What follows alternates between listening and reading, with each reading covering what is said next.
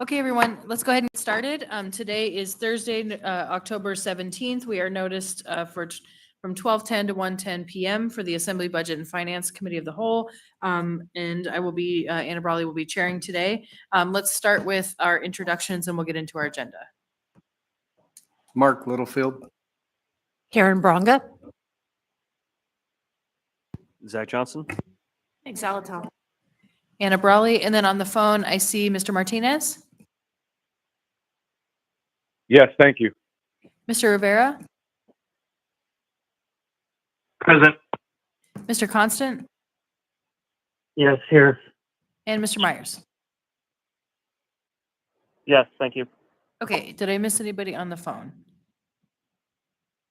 Okay, not hearing any. And then we also have in the room, oh, go ahead.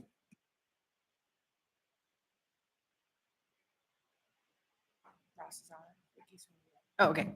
Okay, so we also may have members of staff on the phone. We have members of the administration in the room, Assembly Council, some folks in the back, and we will go ahead and get started with our agenda. So first, let's, and I know we have a couple folks doing updates, so I'm going to actually suggest that we flip our updates and then get to new business afterwards, if that's okay. So we will move first to, I guess we'll just run down the list and see if we have any updates on FEMA reimbursement and go from there. And I'll also note that we will not be joined today by Ms. Browse in person because she has some business to take care of, but we are here with Mr. Falsey instead. Thank you. And Mr. Falsey is wearing multiple hats that he can share briefly in a moment.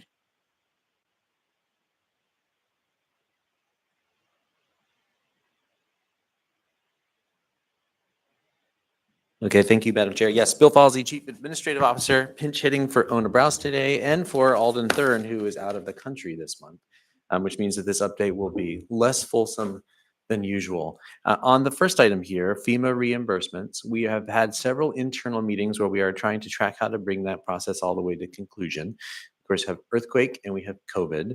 The earthquake items are going to show up for you in a work session that we have after this meeting related to an emergency ordinance. In the main, we feel good about where we are, and we are working towards driving that to conclusion. On the earthquake side, there are still open items because several of the earthquake projects are still not yet completed, and some of the original cost estimates in practice didn't turn out to be correct. But we do feel like we have that staffed to where it will drive itself towards conclusion over time as soon as those projects wrap up. I don't think that there is anything more earth-shattering to report on the FEMA update, but I'm happy to collect questions and take them back. Yeah, thank you. And then I think, again, folks on the phone, please feel free to text me to get in the queue. And then as we move through these, we'll just pause for questions and we can keep going. Any questions, Ms. Bronga? So I think someone asked this question and I didn't hear the answer, but Denina and Egan have amounts in the budget book. And I thought that the tax for bed tax covered items in those two facilities. And I asked Visit Anchorage yesterday and they said they didn't know either, but we're wondering if it was FEMA related. So that was my question. Through the chair to Member Bronga, I don't believe that the amounts that are in the budget books are FEMA related. I think they are vestigial tales. I think they're ghosts in the machine where the Egan and Denina have always had capital requests that have flowed through to the budget. And what you heard Director Browse say last time is this is probably the last time you will see those because they really should not be programmed for federal grants, state grants, or bonds, because you are correct.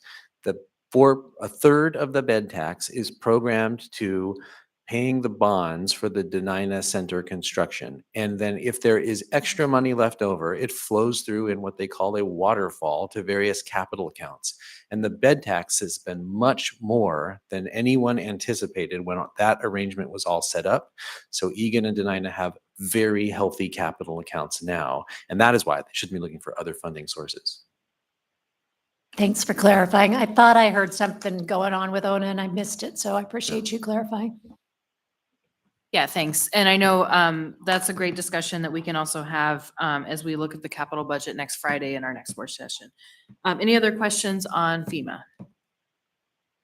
Not seeing any. And then, yes, we'll come back to the other item in the work session. Next, ARPA. And I know this is one that we have gotten regular updates on. There's maybe not as much activity, but if there is an update, please let us know. Again, not very much activity. Right now, the ARPA grants are being jockeyed by the contractor, Ken, who's been in place for quite some time, and Graham Downey and the administration. We have 5 open requests to extend various ARPA grant deadlines. My understanding is that all of them were reasonable. I don't have perfect visibility as I sit here now into what those 5 projects were, but I think this too is in the sort of no news is good news type category. Okay, any questions on that one? Okay, not seeing any. And I will note that I know we've been briefed before in this committee that all of our ARPA money per federal requirements needs to be encumbered, meaning it has to be appropriated for a purpose by the end of the calendar year. So I know we're keeping track of that, but I know you all are have that well in hand. So we'll look for an update again next month on that, especially if there's any action that needs to be taken by the end of the year. Okay, next, let's move on to Budget Advisory Commission update. And I don't know if we have Mr. Harvey on the line. I don't see him in the room. Okay, I don't see him here. I know he was here last week and gave an update to the Rules Committee. For folks who remember, it was on the 10th. And then if he does show up at a later time, then we will, we'll just slot him in the agenda when appropriate. Okay, so next let's move on to the MOA Trust Fund Board. And we have Mr. Slivka to give an update. Go ahead. Thank you very much. Just an update that it's been 1 year since the fiduciary board was impaneled, and in the course of the year, we have met many times. We have passed all the necessary policies, most of which were just a continuation of what existed before. And the fund, as of last week, stands at about $446 million. We're currently working on just what would be an annual review of the investment policy statement, just to refine it, not to think that there are any changes. And that we are going to meet again and in November and probably work to pay the second half of the dividend, which is due to the municipality prior to December 15th. Other than that, it's business as usual. Happy to answer any questions. Any questions for Mr. Slivka? Okay, I guess I have one question. You mentioned December 15th, the annual payment. Can you maybe explain what that is in a little more detail? And then when, do we need to plan for our next committee meeting, having a briefing, or kind of what your thoughts are there?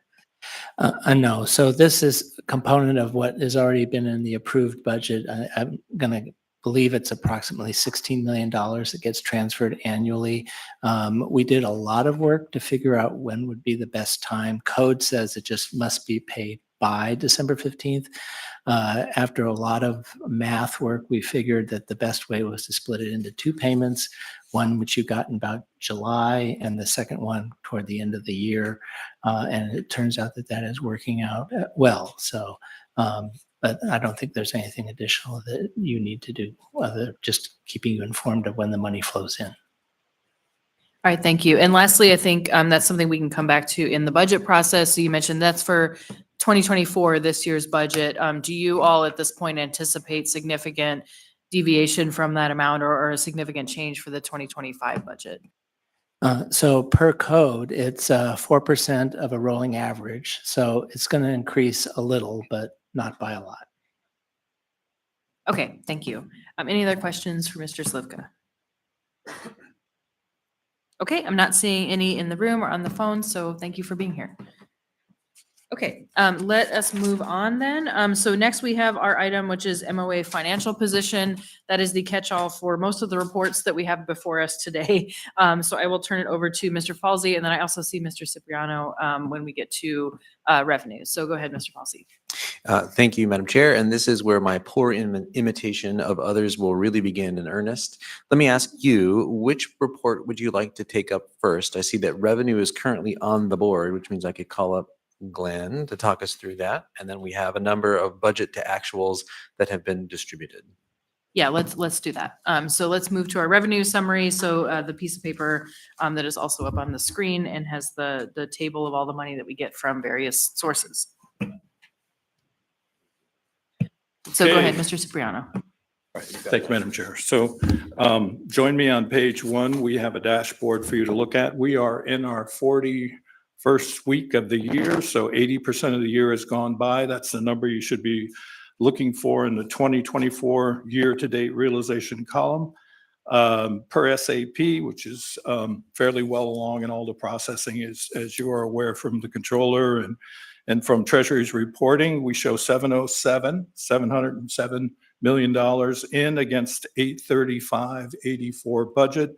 So we're about 84% of the way to the annual budget. If I was to highlight a couple of areas, I would look on the first page. You see our garnishment revenues, 3.2 year to date against the budget of 5. We feel good that 5 is a good number. There's a second large poll that we're going to do later this week. And again, we're confident of that $5 million budget number. If you want to flip the page, personal property tax is underway, budgeted at 53 million, so far 3.3 million collected. Again, those are 3 or 4 different rolls from October forward. Again, we have no reason to doubt that 53.1 is a good number. Cash pool earnings, these will fluctuate. They're not in SAP. It'll be basically a year-end evaluation of the pool, which is about, I think, $1 billion right now. And depending on interest rates, that value will change. On page 3, room tax, this is for 2 quarters. Our hotels have until the end of this month for the 3rd quarter. We're about 47%, which is kind of right on line. Rental vehicle tax right below that, also quarterly, is lagging a little bit. We've done some work on this. It looks like Uber and Lyft may be factors here. I think we're expecting a shortfall here somewhere between 5 and 10%. Very hard to get numbers from Uber or Lyft, but we think they made inroads into that business. And we don't believe we're going to see the full 10 million that we anticipated earlier in the year. Okay, and if you want to flip over the rest of our program taxes like tobacco, motor fuel, auto registration, marijuana, all seem to be on track to get to our budget numbers. And if you looked at the very bottom of page 4, you see the ambulance service fees, SEMT reimbursement has been filed. I don't know the amount, but that will make up the shortfall from the existing 8.8 to our budget amount of 22.22. Alex Slivka just talked about the MOA Trust Fund. Another 8.15 is due before the 15th. And you can see that building safety on the last page is slightly ahead of schedule. Be happy to respond to any questions. Okay, yeah, I have a couple of questions, but first we'll go to other members. So Ms. Bronga. Okay, so if you look at, I don't know, tobacco, or no, let's not do, you just did ambulance service fees. Is that something you just said? Yes. Anyway, so it looks like you budgeted for 22.2 million. Mm-hmm. And right now you've posted 8.8 million, but you said we were 80% of the year. So it doesn't look on track to me. So I'm a little Right. Well, confused. the city filed for its SEMT reimbursement. I don't have that figure. It's known from last year's activity. If you have any insights, Bill? I don't know the figure, Member Bronga, but I will say this one is one that you wouldn't expect to come online linearly, because what Okay. happens here is that we were entitled to extra, I forget if it's Medicaid or Medicare, it must be Medicaid receipts. So we applied to the state and asked for a big lump sum payment. You can't do that until your financials are closed. So this one doesn't come online piece by piece, quarter by quarter. This one comes in a giant check once at a Gotcha. time. Thanks for clarifying that. Thanks. Other questions? Okay, I don't see any in the room or on the phone. I have a couple. Well, first to note, that's great news. SEMT is definitely, there's a lag in when we get it. And that is what's partly, I think, this year or fully paying for a mobile crisis team. So that's great. So it's great to see some of these things that we dealt with in the budget last year coming to fruition. Another one is the building safety service area overperforming. That was partly a small mill levy that was added in to try to address that problem, plus the community assistance. It's great to see that we got that from the state. And I think staff can correct me if I'm wrong. I think also that had to do with us having to complete our 2022 ACFR in order correct. to, yeah, Yes. and I see heads nodding. So it's all related. My question is, could you explain a little more what you meant? You said vehicle rental tax and how Uber and Lyft are either playing in that market, cutting into that market. Can you explain what you meant there a little more? Yeah, they are not subject to taxation, and they appear to be making inroads in our market. If you look at their corporate parents, they're showing about 20% gains year over year. And if you factor that, we cannot get specific usage numbers for the Anchorage area, but we would fairly certainly suspect that it's their inroads into our market that's eating into our revenue stream from, traditional motor vehicle rental companies. Okay, so you mean people are choosing essentially to use Yes. that service instead of renting a vehicle? Correct. Okay, thank you. And then one last question, and again, folks on the phone, feel free to jump in if I'm not seeing a text. There's been discussion about, obviously, property tax is a big topic, but one of them is when property tax is due and gets paid. There's been requests over time to consider allowing quarterly payments or other things. So I'm just asking as a general idea, why we do it the way we do now, and then what would be the impact of doing something like that? I imagine it's more staffing over the course of the year, but has that ever been really discussed before, or what might that take to change that schedule? We have not discussed that, and I would be hesitant to offer any opinions without really digging in. I'm sure it's basically a personnel question, procedures question, code question. So we would need to do some significant investigation before I would like to offer an opinion or kind of elaborate. Sure. Yeah. And I appreciate that. I think it's something that people ask for. And of course, it's always hard to know, what are the costs or the implications of that, but that's something to talk about another time. Okay. Any other remaining questions on revenue? Not seeing any. So then let's move on to our next topic. I think it would be helpful. We're moving on to the spending side. Let's start with the general government report, and then the alcohol tax, and then the utilities, if that makes sense.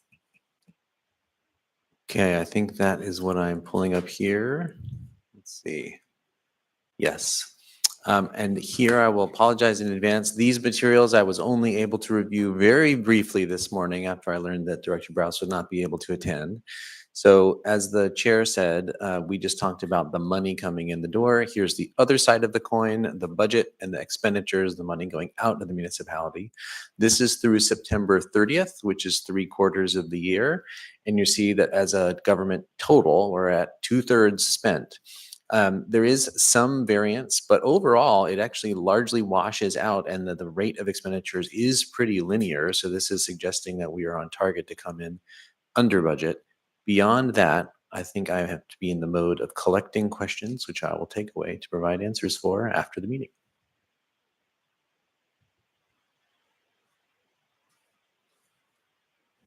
Okay, any questions from members? I know I see folks paging through.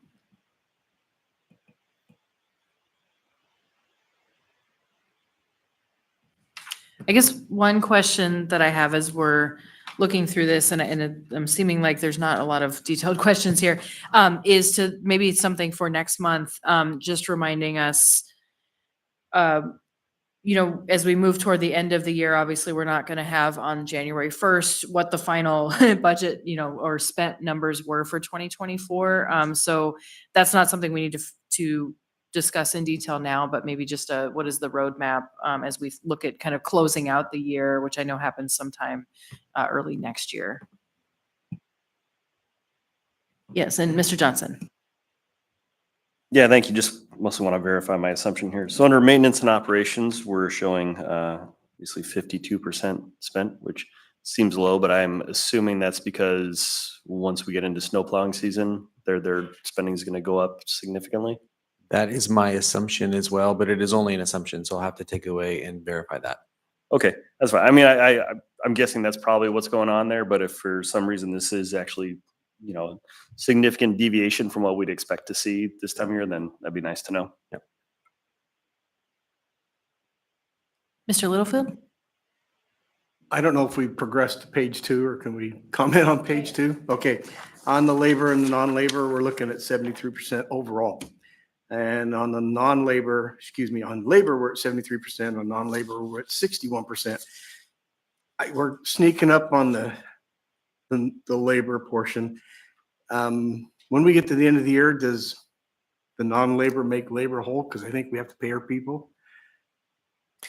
Yes, we do have to pay our people. So either if we come in hot on the labor side, it will have to come through savings on the non-labor side, or worst case scenario, if the municipality overall comes in hot, then there is a beg for forgiveness resolution that happens in the next calendar year, and that eats into the fund balance position. Of course, that is not what we want to happen, and we will work to manage the budget as best as we can as we come closer and closer to the end of the calendar year. Perfect. Thank you.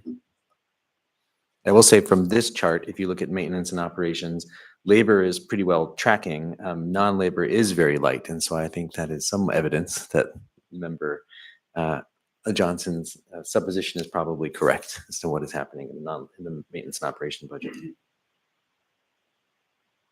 Yeah, thank you. And I don't see any other questions. I guess I'll just note on overtime, this does raise a question for me. Sir, first I'll acknowledge there are some big numbers, of course, in terms of percentage of budget spend, et cetera, for overtime.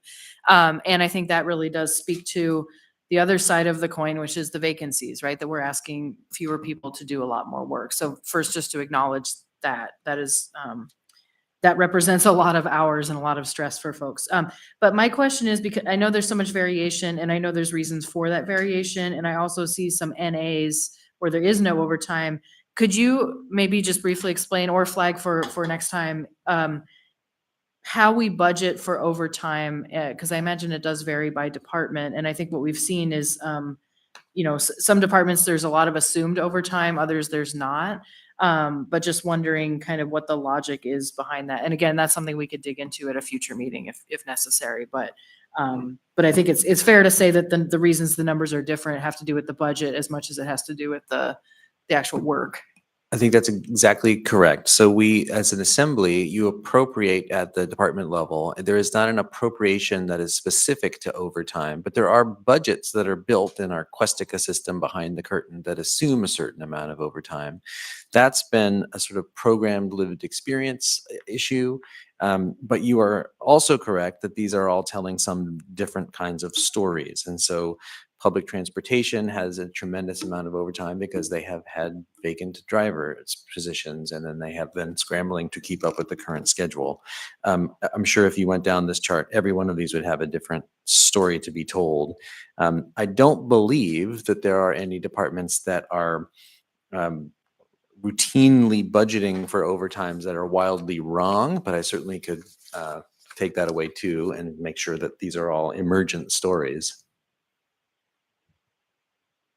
Mr. Johnson? Yeah, thank you. Kind of a two-part question. Again, just to verify my assumption, when I'm looking at not the overtime page, but the one before with the labor actuals, those actuals reflect the overtime costs, right? That's added in there. Yes. Okay, so this is not in addition to the labor costs on the previous page. It's we're sort of parsing it out. Yes. And then, I mean, looking at the overtimes, the biggest one is police, and it's almost $3 million beyond what we forecast. And I'm just going to guess that that's due to the fact that we have many vacant positions within APD. And certainly that's a problem we want to fix.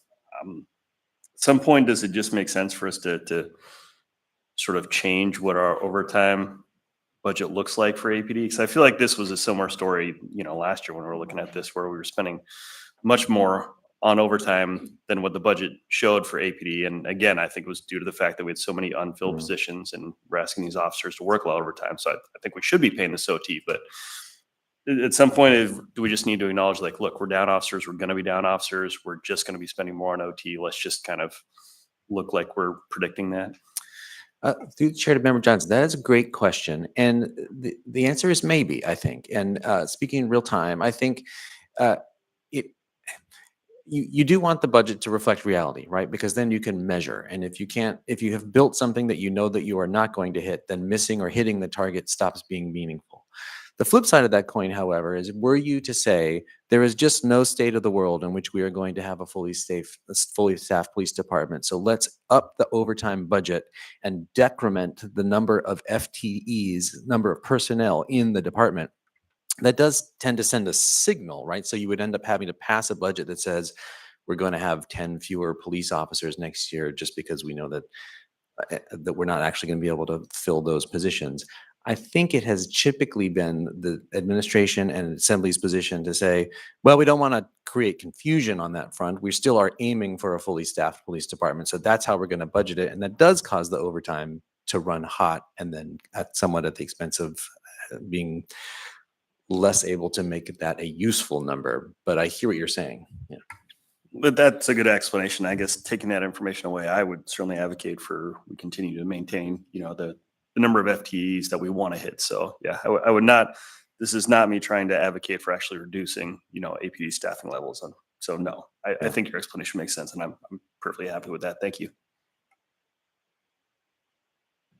Yeah, thank you. And on that point too, I'll just note briefly, I remember prior conversations where the fire department also was under fire, so to speak, on usage of overtime. And there was a little bit of an inequity there, the way that fire overtime versus police overtime was being discussed. So I'm glad we're seems to be past that moment as well. But yeah, maybe looking at the overtime piece or just something to keep in mind as we look at the budget process as well. Okay, I don't see any other questions on this item, so let us move to alcohol tax, which is the other landscape-oriented report with tiny text.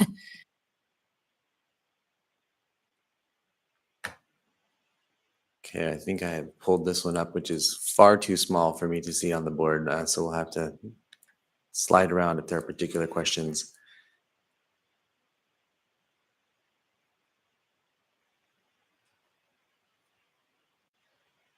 Yeah, questions from members?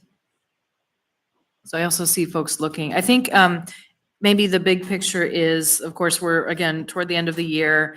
And I know in the past, we've had a cycle where there was a lot of unspent line items or only partially spent, and then we ended up with significant fund balance. So I think not a question, but just something to bring back to OMB is continuing to ask, are there items that we anticipate are not spent, if so, for what reason? And then also, is there opportunity to essentially carry over the funding? Because I know we've also had a lot of discussions about that. So just as an example, the Eklutna after-school program, I know they've had challenges with getting their grant money out the door. And then other ones, I'm sure there's other stories here where there's significant underspend. So I think maybe that's just a question to bring back for the November meeting. And then, of course, thinking about just any action that we'd want to take, because that will impact whether the funding is still available for the next year or for the same purpose, or if it just goes back in the fund.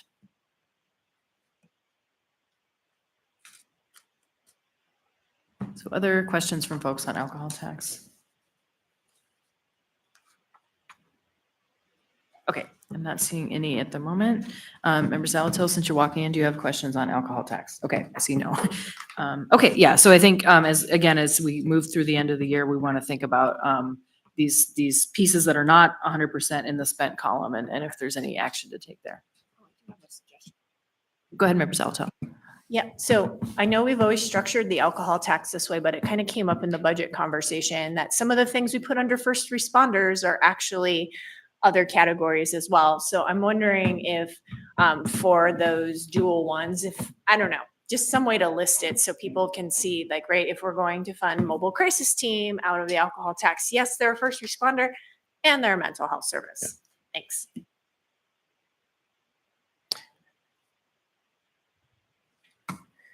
Okay, and then lastly, I will note, there was a report given actually in the Housing and Homelessness Committee yesterday, and it was not only specific to homelessness, but it was basically a report of where alcohol tax has gone in terms of specific grants and the impact that it's had. So I'll just point folks to that other report. It was a meeting on October 16th. It's a really good summary for anybody who's interested in alcohol tax and kind of what's happened so far. Oh, Ms. Branca. I just noticed, something just caught my eye, that on the alcohol tax, modular units as transitional shelters, 500,000 and 100% spent. I don't remember where. I know that there's a small portion of that that went to Central Lutheran, but I don't know anything else about other modular housing. So, yeah, Member Branca, so this might be in the category of collecting questions and responding after the fact. But yeah, that's a good one because I know it's timely as well. So if we can get an answer on that one by email. We will get back to you. Yes.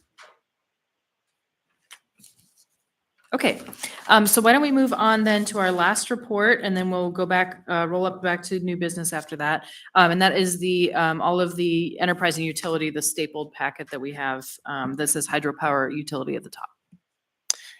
And this is a comprehensive packet with all of the enterprises and utilities. I have not been told that there are any alarm bells that go along with this report, so we can all flip through it in real time and then determine if there's something that we want to take away.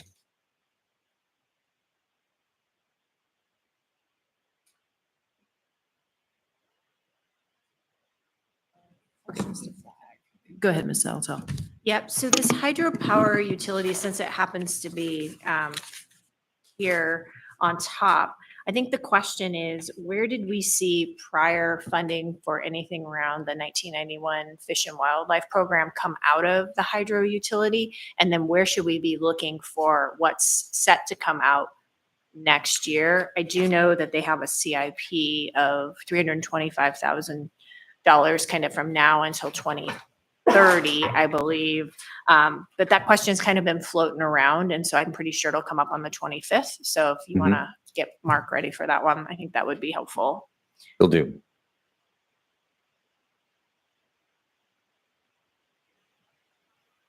Mr. Constant?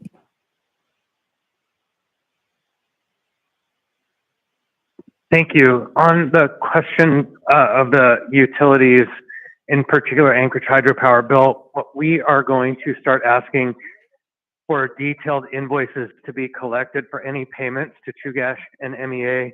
It appears our record is incomplete about what we've been paying for, and we need to establish a closer control on what we're spending using our general procedures so that we know what we're buying. Through the chair to Member Constant, yes, I've seen some internal dialogue on that front. It does seem like because there was no hydropower utility general manager, that was handled sort of catch as catch can prior to Mr. Corsentino's appointment.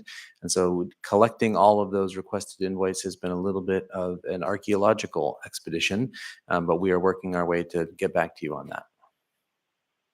No, right. So it's a slightly different and nuanced thing. Yes, we want to see the invoices, but it's become apparent that the invoices aren't detailed in a way that we require other vendors to be detailed. And so once we get past the archaeological process and going forward, hopefully with any further invoices that we receive, we should reject them and send them back and say, please send this with the detail of what we are paying for. So it's a more of a forward looking. Yes, the backward, I love that, but the forward should be according to our generally accepted practices. Understood. Thank you. Thanks. Thanks. Ms. Salto? Thanks. One more thing to put on the list for the 25th is we're seeing quite a bit of fluctuation in the dividend to general government out of a lot of the payments. So as we talk through the 25 budget, kind of where's the rationale, what, and maybe even a little bit a historical look back just to know kind of how we're getting them set. It came up in 1Q of last year when there was a dividend proposed out of AWU, and kind of what are those parameters too, if there are RCA parameters, that would be helpful. Thank you.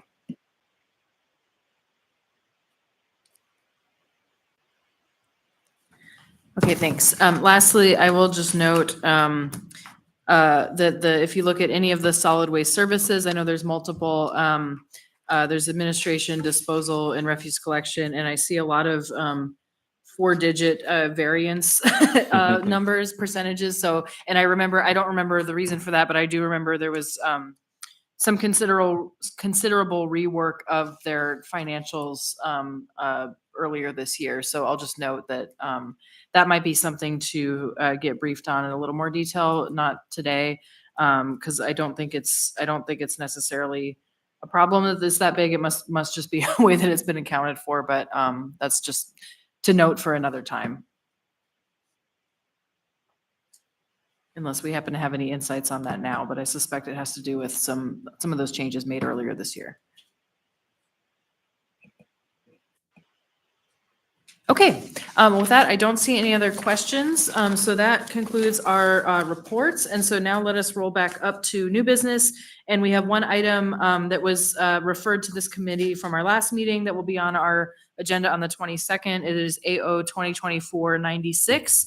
And the request was just to get a briefing on what this is, why we should vote for it, and answer any questions. So go ahead, Mr. Policy. Excellent. I don't have anything to put on the board for this one, but I will do a little bit better on this presentation. And I have Ross Griswold on the line to answer questions in real time. You will have seen on your agenda that you have a new item, AO 2024-96, which in the main is a request to approve a revolving master lease purchase facility in the amount of $100 million and one or more of those. Just to review how we got here, since 2008, the municipality has been able to use a master lease purchasing debt facility.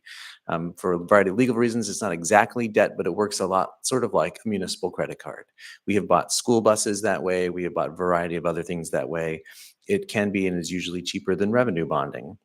What this item is to replace our current one or two single vendor master lease program with a variety of different banks who can all offer us a master lease program.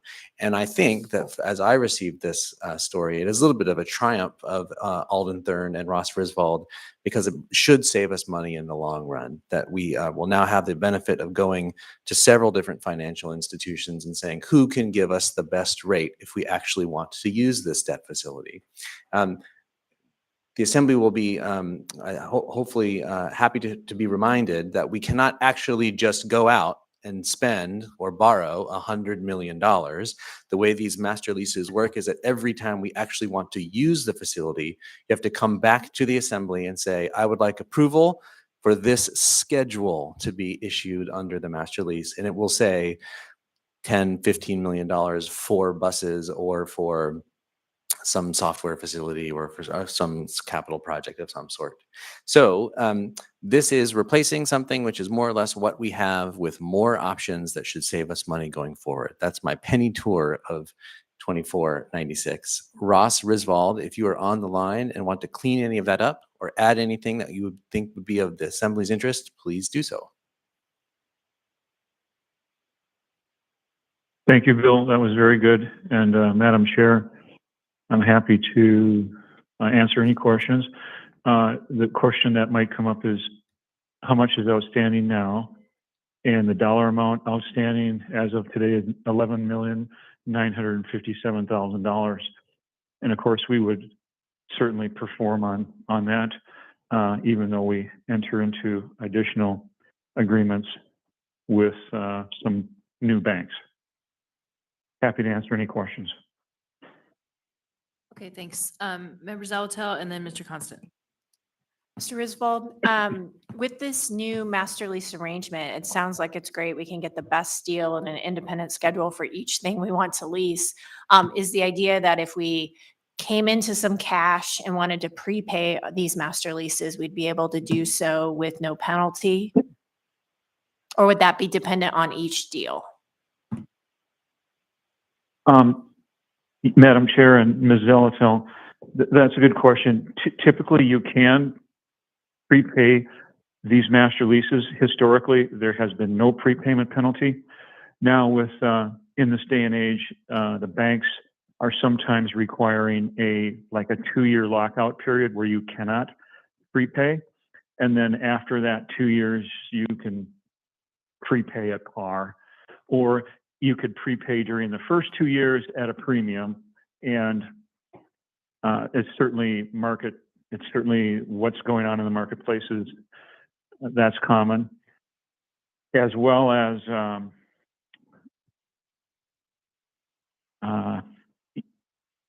yeah, that's the, I lost my train of thought for a moment there, but that's the idea is we can prepay them, and sometimes at a premium, sometimes there's a lockout period. Great. Oh, what I was going to say is we've never come in, the only time we've ever prepaid a master lease was when we came to the sale of a municipal light and power. They had some debt under a master lease related to SAP, and we had to prepay their portion. That's the only time we've ever prepaid a master lease, typically because the interest rates are extremely attractive. Great, thank you. Thanks. Mr. Constant? Hi there, can you hear me? Yes. All right, thanks. You know, this is slightly tangential to this ordinance, but this is a very creative finance mechanism, and we have another one we use, certificates of participation. And we've used it for paying down or kind of stabilizing the police and fire retirement pension program. I'm hoping we can get a briefing sometime soon on the health of that function, because I've noticed in the budget, we have a very large increase of payments going into the police and fire retirement service, like to the tune of $1.5 million. And I had assumed 5 years ago when we did the certificates of participation that, or at least we were told, that wasn't going to happen. And so I'm hoping you guys can prepare a briefing on these creative financial instruments and how they're actually working.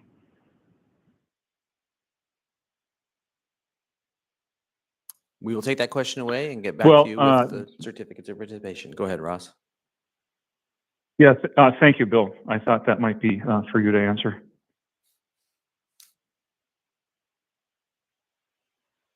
And of course, I'm happy to help prepare something in response to that question. Thank you for the question. Okay, thank you. Yeah, I'd say if it relates to the item, of course, there's still opportunity to lay something on the table as an informational item, but I think for the bigger picture, we can come back to that at a future time as well. Okay, any other questions from folks? Okay, I'm not seeing any. And first, before we conclude the meeting, I'll see if there's anyone in the back who would like to give public testimony or audience participation. And anyone on the phone? Okay, not surprising for this committee. So then just to briefly wrap up then, just to note, for the budget items, of course, we are the Budget and Finance Committee. This committee is not really the place that we deal with a lot of the budget process for 2025, but I will briefly reiterate upcoming meetings and opportunities, including for the public. At our meeting on October 22nd, on Tuesday, there will be the first series of public hearings on all of the budget ordinances, so general government, capital budget, utilities, all of the things. So all of those ordinances are on our agenda and each has its own public hearing. And then we will have a second public hearing, I believe it will be on the 6th. Yeah, so we'll have the next two regular assembly meetings, will be opportunities for the public. You can also email, you can sign up to testify by phone in those meetings. You have to do it 24 hours in advance, so 5 p.m. The day before. And then in addition to that, the upcoming work sessions for members, we have our next, the second half of our big overview of the budget, primarily capital and enterprise items, and also a 1-hour discussion on homelessness will be on Friday, October 25th, starting at 10 a.m., I believe, is that one item for discussion, and then the rest at 11. And of course, bring your budget books if you can. And then Also important for members, Friday, November 8th, we will have a third work session that is our work session to walk through member amendments. And that's really important because, as we all remember, we have to make sure that whatever we pass fits under the cap and fits within the budgeted revenues that we expect. And so I will turn it to Ms. Salato.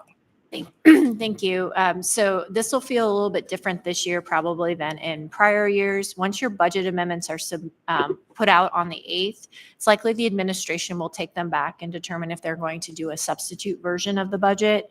We're hoping to see that into the addendum by noon on the 14th. So we will see it on the 15th. After we see what the substitute version is by on Monday, the 18th, it's Ms. Brawley and I's intent to meet with the OMB director to identify what amendments made it in, what didn't make it in, if that's the case, so that members can then be notified if their amendment was not included. And then working with Mr. Farina to identify fund sources through the S version of the budget for your amendment if you still intend to move it on that Tuesday, because that space or whatever you may be thinking of using for your amendment initially may not exist in the S version. So it's a little bit of gymnastics, but we're here to remind you of it over and over again and to keep offering up Mr. Farina's help. Thank you. And to that point, we will also ask Mr. Farina to send out a brief version of what we said in writing, so folks have that before them. And also, Mr. Constant, go ahead. Yeah, thank you. So over the last several years, the Assembly has done a non-mandatory step of adding a third public hearing to the budget. Leadership hasn't had the discussions yet of our intent on that, but if it happens, what would happen is we would continue with the public hearings or set a new public hearing for the first meeting in November. I don't know that we need to. I just want members to know that that has been a historic practice and it hasn't yet been discussed. Yeah, thank you. So for members of the public who are listening or watching to this, you definitely have opportunities on the 22nd of October, the 6th of November, and potentially a third one or a continuation on the 19th. So is there any other business before us? Oh, go ahead, Ms. Branca. I just wanted a clarification. So if we're going through amendments on 11-8, should those have already floated their way through Matt and we've got a draft that we're bringing to that meeting? Yep. So the day before, on the 7th, by end of day, 5 o'clock, hopefully you can get all of your amendments to Matt so he can have time to clean them up and get them all ready and posted to the work session webpage and all of the things he needs to do and bring us copies. Thanks. And again, we'll make sure that goes out in folks' email as well. Okay, I don't believe we have any other business before this committee, so it is a little after 1, so we will adjourn. Thanks, everyone.